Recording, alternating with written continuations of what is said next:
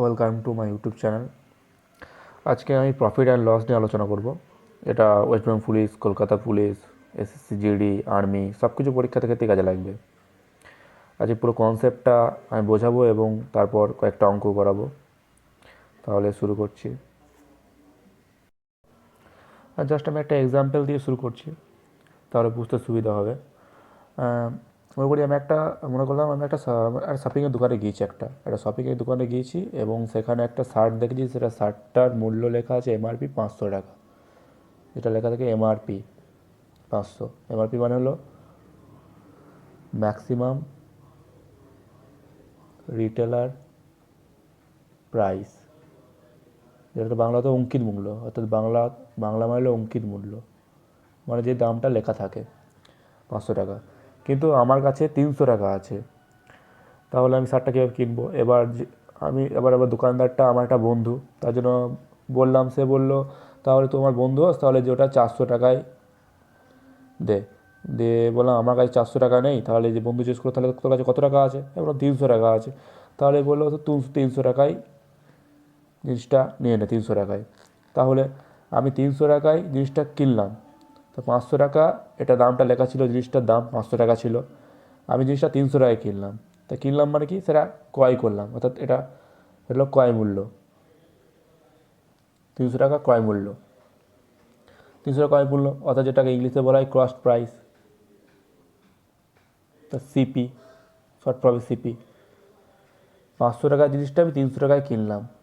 তাহলে এই যে মার্কেট প্রাইস 500 টাকা ছিল এমআরপি।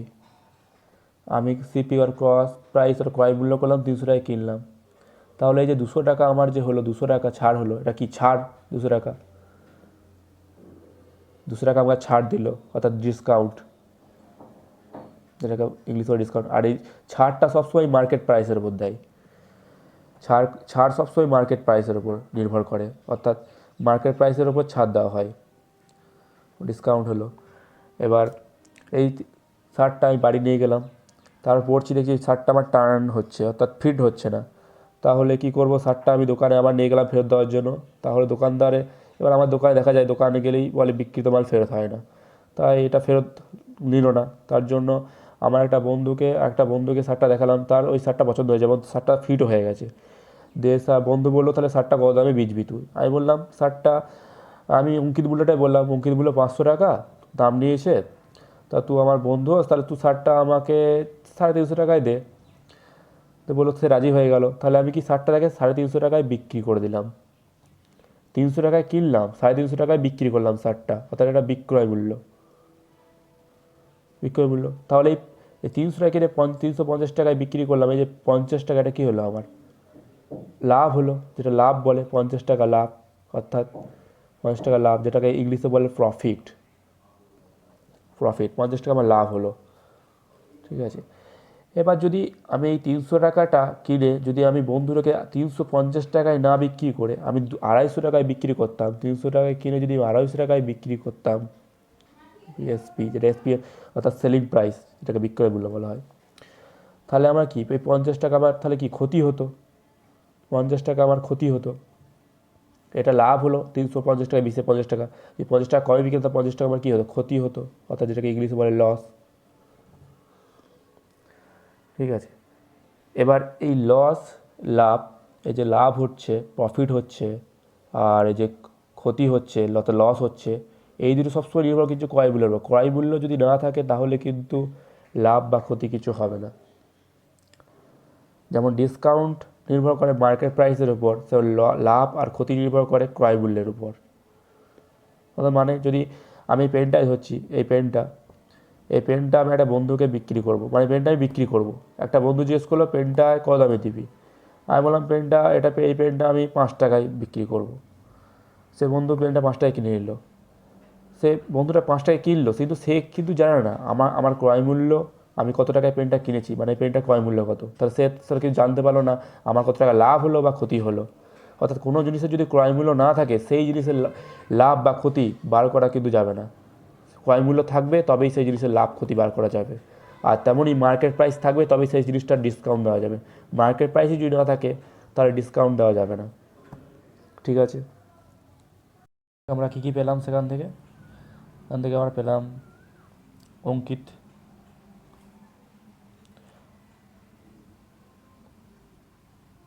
মূল্য, পেলাম বিক্রয় মূল্য, ক্রয় মূল্য,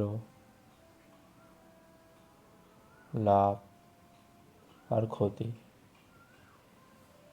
এই 5টা জিনিস পেলাম। এবার লাভ সমান কত? লাভ সমান জানি লাভ মানে কি, যখন বিক্রয় মূল্য বেশি হবে তখন লাভ হবে, তাই বিক্রয় মূল্য মাইনাস ক্রয় মূল্য।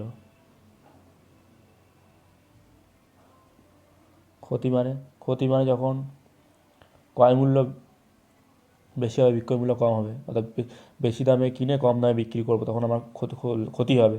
তাহলে ক্রয় মূল্য মাইনাস বিক্রয় মূল্য, ইংলিশে এটা প্রফিট বলে। প্রফিট সমান বিক্রয় selling price minus cost price, loss সমান cost price minus selling price. ঠিক আছে, এবার লাভের হার কি বার করো? লাভের হার মানে কি? লাভের হার মানে লাভ কত হয়েছে, লাভ মানে কি বিক্রয় মাইনাস ক্রয় মূল্য। লাভের মানে বিক্রয় মূল্য মাইনাস ক্রয় মূল্য মানে লাভ। তো লাভের হার সমান লাভ বাই, লাভ আর ক্ষতি সবসময় বলছি ক্রয় মূল্যের উপর হয়, তাহলে বাই ক্রয় মূল্য ইন্টু 100। তো মানে যেটা ইংলিশে লাভ মানে লাভ বাই সিপি ইন্টু 100। আবার ক্ষতির হার, ক্ষতি ডিপেন্ড করে ক্রয় মূল্যের উপর, বাই ক্রয় মূল্য ইন্টু 100। এটা ক্ষতির হারের ফর্মুলা। লস পার্সেন্টেজ সমান এটা প্রফিটের পি হবে, লস বাই 100 ইন্টু 100 এত পার্সেন্টেজ। ঠিক আছে, যদি বলে আমাকে, যদি এরকম যদি বলে 100 টাকায় 20% লাভ হয়েছে, তাহলে কত টাকা হবে? তাহলে 120 টাকা হবে। আমার কাছে যদি 100 টাকা থাকে, আমার কাছে 100 টাকা আছে, তার উপর 120 টাকা লাভ, মানে 100 প্লাস 20% লাভ, তাহলে 100 প্লাস 20 বাই 100, 100 থেকে হয়েছে তাহলে 120। যদি বলে 100 টাকায় 10% ক্ষতি হয়েছে, তাহলে কত হবে? তাহলে 90 টাকা। আমার কাছে 100 টাকা আছে, তার উপর 10% ক্ষতি, তাই 100 টাকা 10% ক্ষতি, 100 ইন্টু 10% কি মানে কি 100 মাইনাস হবে, 100 10 বাদ দিলে কত? 90 বাই 100, 100 কেটে গেলো 90 টাকা। ঠিক আছে, এটা হলো, এটা একটা ফর্মুলা হয়ে গেল, এটা একটা ফর্মুলা গেল লাভের হার, এটা একটা গেল কনসেপ্ট। আর একটা কনসেপ্ট অর্থাৎ ফর্মুলা আছে যেটা সেলিং প্রাইস, বিক্রয় মূল্য সমান ক্রয় মূল্য। এটা এটা কিন্তু প্রফিটের ক্ষেত্রে বলছি, প্রফিটের ক্ষেত্রে, এটা প্রফিটের ক্ষেত্রে, প্রফিট অর্থাৎ প্রফিট যদি বলে, অর্থাৎ প্রফিট লাভের হার যদি বলে, তাহলে ক্রয় মূল্য ইন্টু 100 প্লাস যেটা প্রফিট বলবে, অর্থাৎ লাভ যেটা প্রফিট, পি যেটা লাভ বলবে, বাই 100। এইরকম যদি প্রফিট বলে ক্রয় মূল্য বলে দেয়, যদি বলে বিক্রয় মূল্য করতে, তাহলে এই ফর্মুলাটি ইউজ হবে। যদি ক্রয় মূল্য বলে দেয় তারপর ক্ষতির হার বলে, অর্থাৎ লস পার্সেন্টেজ বলে, তখন বিক্রয় মূল্যের ফর্মুলা হবে ক্রয় মূল্য, এটা 100, লাভ হলে প্লাস করছিলাম, লাভ হলে যোগ করছিলাম, এই জিনিসটাই লাভ হলে যোগ করছিলাম, ক্ষতি হলে কি মাইনাস বিয়োগ করছিলাম, তাহলে 100 মাইনাস লোকসান যেটা ক্ষতি বাই 100, তাহলে বেরিয়ে যাবে, এটা বিক্রয় মূল্যে বেরিয়ে যাবে। ঠিক আছে, এবার যদি বলে, যদি বিক্রয় মূল্য বলে দেয় লাভের হার বলে দেয়, তাহলে ক্রয় মূল্য, তাহলে এই ফর্মুলা বেরিয়ে যাবে। ক্রয় মূল্যটা বিক্রয় মূল্য বসাবো, লাভ বসাবো, ক্রয় মূল্য সলিউশন করবো, বেরিয়ে যাবে। সেম ক্ষতি বলে বিক্রয় মূল্য দেয়, ক্ষতি বসাবো, বিক্রয় মূল্য বসাবো, ক্রয় মূল্য বেরিয়ে যাবে। আমি এটা অঙ্কর মাধ্যমে সব ফর্মুলা দেখিয়ে দেবো এক এক করে। এবার এইগুলোই কনসেপ্ট, এর বাইরে কোনো কনসেপ্ট থেকে অঙ্ক আসবে না। তাহলে আমি এবার অঙ্ক শুরু করছি। হ্যাঁ, এছাড়াও আরও কিছু কনসেপ্ট আছে, কিছু কিছু অঙ্ক আছে, ট্রিক আছে, সেগুলো যখন অঙ্ক করাবো তখন আমি সেই ট্রিকগুলো কনসেপ্টটা বলে দেবো। এটা জাস্ট বেসিক্স কনসেপ্টটা, বেসিক যে আছে, বেসিক জিনিস ক্রয় মূল্য বিক্রয় মূল্যে যেটা করতে লাগবেই, যেটা সেটা আমি দেখালাম। ঠিক আছে, এবার অঙ্ক দেখাচ্ছি। দেখো 1 নম্বর অঙ্ক দেখো, বলেছে একটি ঘোড়া 1232 টাকায় বিক্রি করাতে 12% লাভ হয়েছে, তাহলে ঘোড়াটির ক্রয় মূল্য কত? তাহলে বিক্রয় মূল্য বলে দিয়েছে, এসপি বলে দিয়েছে 1232, লাভের হার বলে দিয়েছে, প্রফিট পার্সেন্টেজ বলে দিয়েছে 12%। তাহলে কি ক্রয় মূল্য বার করতে বলেছে, সিবি বার করতে বলেছে। তাহলে আমরা একটা ফর্মুলা করলাম, এসপি সমান সিপি, প্রফিট বলেছে, প্রফিট সমান সিপি ইন্টু 100 প্লাস পি, যেটা প্রফিট বলেছে, বাই 100। তাহলে কি এখানে বিক্রয় মূল্য বলে দিয়েছে, তাহলে 1232 লিখে দিলাম, ক্রয় মূল্য 1200, এসপি লিখলাম into 100 plus P, 100 plus 12 112 by 100। তাহলে ক্রয় মূল্য কী হবে, সিপি সমান 1232, এটা ভাগ আছে দেখলে গুণ হয়ে যাবে, তাহলে 100 বাই 112, 112 11 এত, তাহলে 1100 টাকা, এত ক্রয় মূল্য হলো। ঠিক আছে, ওই ফর্মুলাটা, বিক্রয় মূল্য ক্রয় মূল্য 100, যদি ক্ষতি বলতো এটা তাহলে মাইনাস করতাম, লাভ বলেছে প্লাস করলাম, ক্রয় মূল্য বেরিয়ে গেল।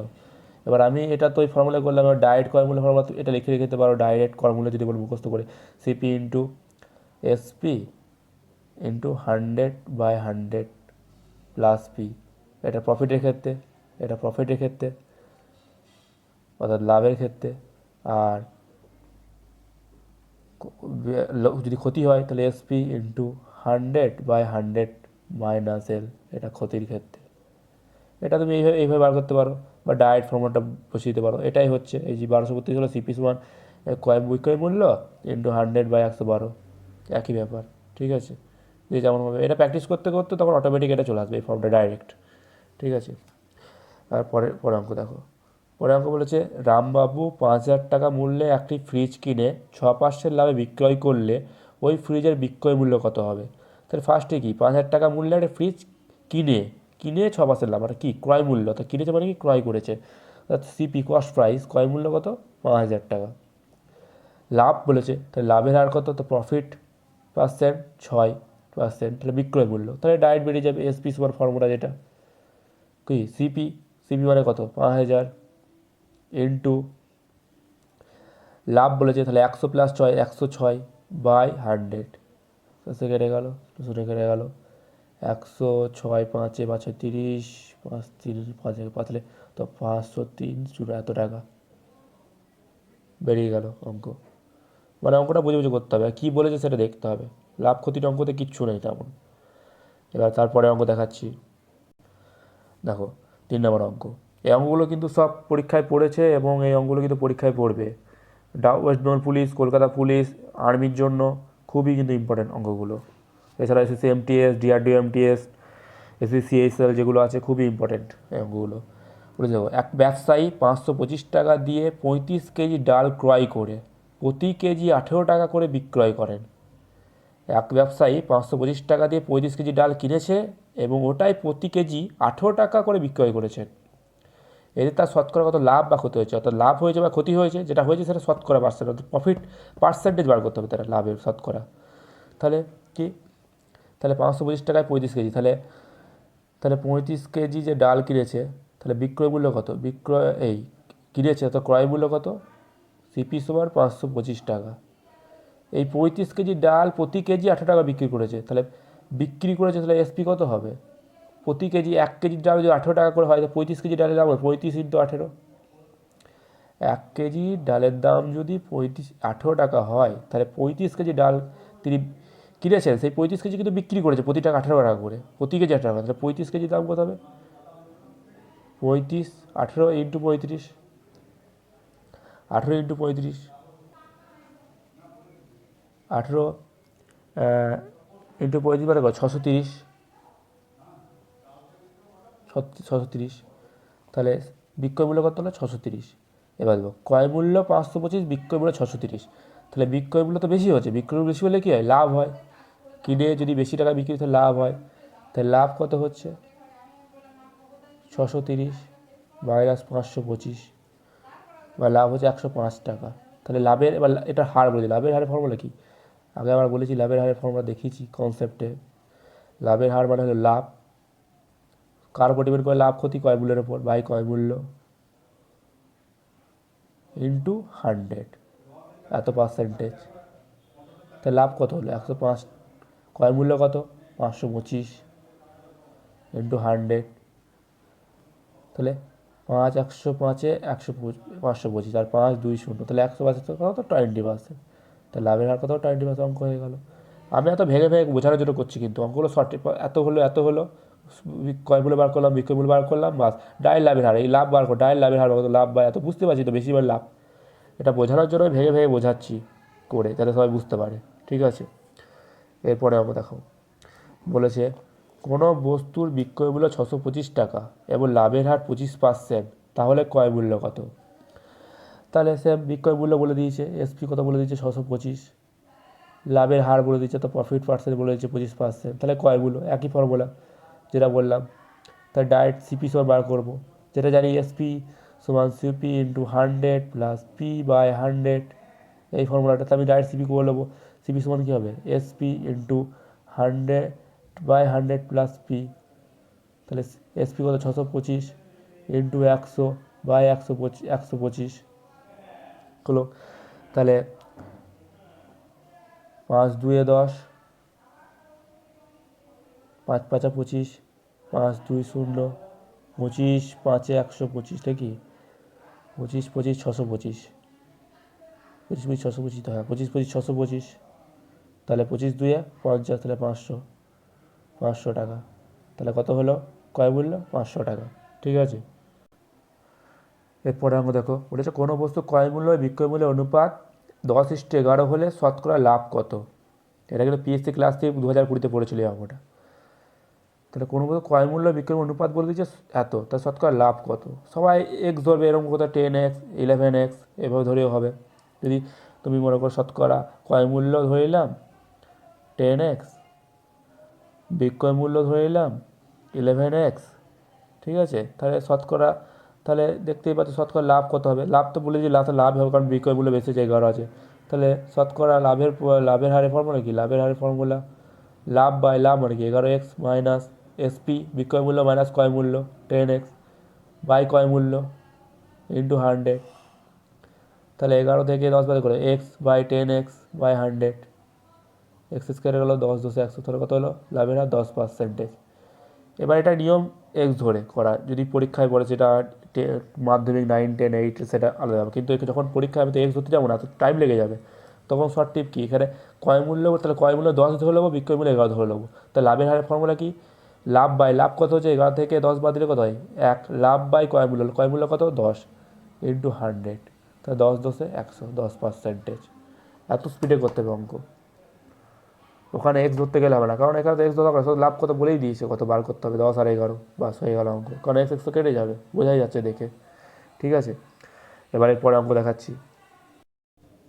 পরে অঙ্ক দেখো, 4টি দ্রব্যের বিক্রয় মূল্য যদি 5টি দ্রব্যের ক্রয় মূল্যের সমান হয়, তবে শতকরা লাভের পরিমাণ কত? এটা ডাব্লিউ কনস্টেবল 19-এ পড়েছিল অঙ্কটা। হলো তাহলে 4টি দ্রব্যের বিক্রয় মূল্য, অর্থাৎ 4টি দ্রব্যের বিক্রয় মূল্য ধরলাম 4 এসপি সেলিং প্রাইস সমান 5টা কস্ট প্রাইস।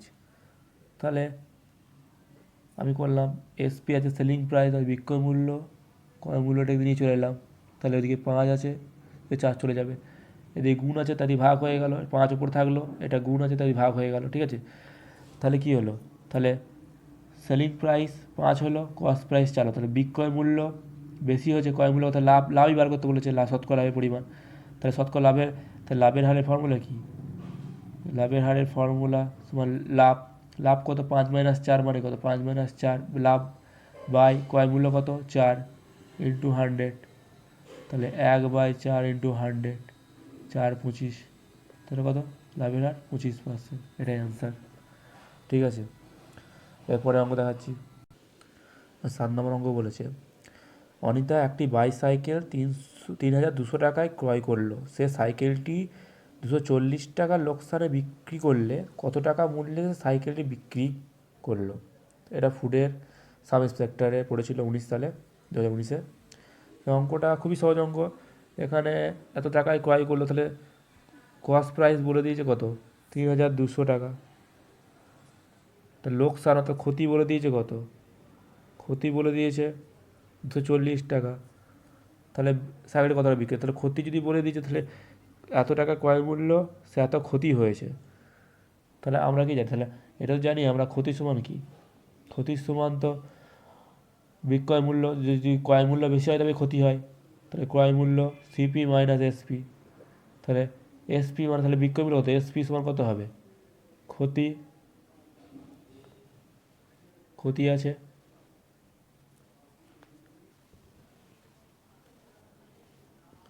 তাহলে ক্ষতি, তাহলে বিক্রয় মূল্য সমান কত? বিক্রয় মূল্য সমান তাহলে হবে, বিক্রয় মূল্য সমান হবে তাহলে ক্রয় মূল্য মাইনাস ক্ষতি। তাহলে এসপি সমান কত? ক্রয় মূল্য কত? 3,200 টাকা মাইনাস 240, মানে কত টাকা? 2,960 টাকা। এত টাকা বিক্রয় মূল্য বেরিয়ে গেল। তারপরে অঙ্ক 8 নম্বর অঙ্ক দেখো, বলেছে যদি 15টা ডিমের ক্রয় মূল্য 75 টাকা হয়, তাহলে 4 ডজন ডিমের ক্রয় মূল্য কত? এটা ফুডের সাব ইন্সপেক্টরে 19 সালে পড়েছে, 2019-এ। তাহলে 15টা ডিমের ক্রয় মূল্য 75 টাকা, তাহলে 4 ডজন ডিম কত? আমরা জানি 4 ডজন ডিম মানে কত? 4 ডজন ডিম, 4 ডজন ডিম 4 ইন্টু 12, 1 ডজন মানে 12, তাহলে 4 ডজন মানে 4 12 48টি ডিম। তাহলে 75টা ডিমের ক্রয় মূল্য বলেছে 15 টাকা, তাহলে একটা ডিমের ক্রয় মূল্য 15/75, তাহলে 4 ডজন 48টা ডিমের ক্রয় মূল্য কত হবে? 15/75 ইন্টু 48, তাহলে এটা 5 3 15, 5 15, এই হ্যাঁ 5 একে, হ্যাঁ 5 2 5 একে 5, 5 15 5 75, ঠিক আছে।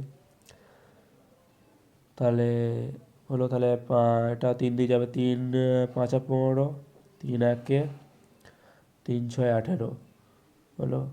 তাহলে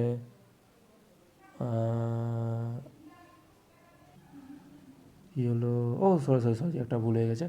এখানে বলেছে 15টা ডিমের দাম 75 টাকা, 15টা ডিমের দাম 75 টাকা, তাহলে একটা ডিমের দাম কত হবে? 75/15, তাহলে 48টা ডিমের দাম কত হবে? 75/15 ইন্টু 48, তাহলে কত হয়? 15 5 75, ঠিক আছে। তাহলে 48 5 গুণ করলে কত হয়? 48 5 গুণ করলে 240 টাকা। তাহলে কত হলো? ক্রয় মূল্য কত? 240 টাকা।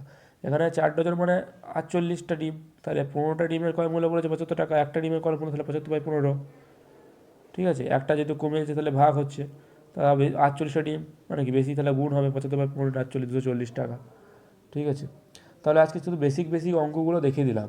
এর পরের ভিডিওতে আরও টাফ যে ভিডিওগুলো, যে অঙ্কগুলো আছে, আরও যেগুলো কি বলবো, মানে যেগুলো খুবই কঠিন অঙ্ক, সেগুলো সহজভাবে ট্রিক্সের মাধ্যমে দেখিয়ে দেবো, ঠিক আছে। তাহলে আজকের মতো ভিডিও শেষ করছি। থ্যাংক ইউ, জয় হিন্দ, বন্দে মাতরম।